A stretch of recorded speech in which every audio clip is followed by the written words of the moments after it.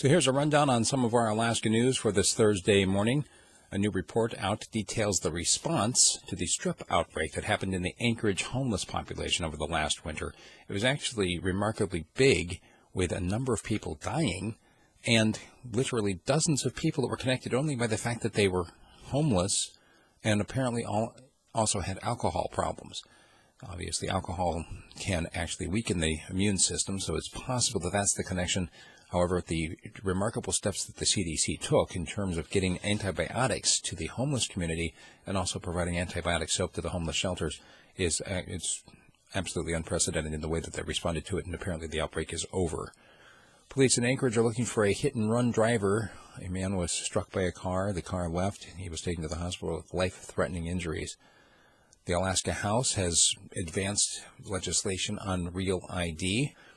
Basically, even though the state had taken a stand several years ago saying that they would not spend any money on implementing the Real ID, now that Alaska is set to have regular everyday Alaskans barred from entering the military bases on which they work or traveling.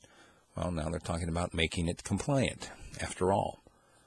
The Alaska Federation of Natives is keeping a very close eye right now on the new White House and trying to find a way to get a seat at the table, as they say. And there was an industrial fire in South Fairbanks that closed several roads on Tuesday afternoon.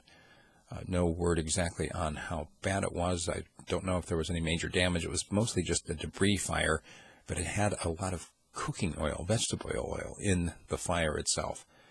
New hunting rules have been proposed for North Slope caribou, which we basically just close it to everybody except subsistence hunters. And an inmate was injured in an assault at the Alaska Maximum Security Prison down in Seward. Not a whole lot of details on that, except that it was an inmate-on-inmate assault that happened in the yard.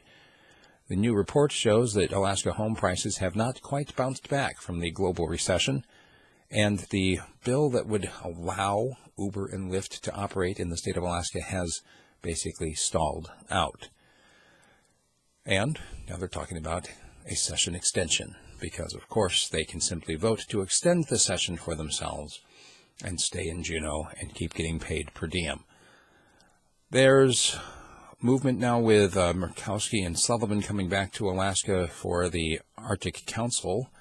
Rex Tillerson, Secretary of State, is also here now for that. And because he's going to be in town, Senator Sullivan is going to be having a town hall meeting on Friday in North Pole. This is one of the first town halls he's done. He normally opts for an online town hall where all the questions can be screened, or with meetings with a select few of hand-picked constituents.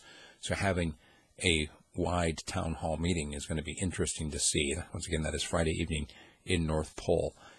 And in case you were wondering, yes, we've had many more quakes than normal in the last couple of weeks in Alaska, and it has some folks getting kind of nervous, especially the swarm, as they're calling it, of the earthquakes in the ADAC region. That's what we've got for our news. My commentary today focuses on the fact that a reporter was arrested for asking questions. They accused him of basically hindering government processes. Check it out in my commentary and send me an email, steve@radiofreespeech.com. Thanks.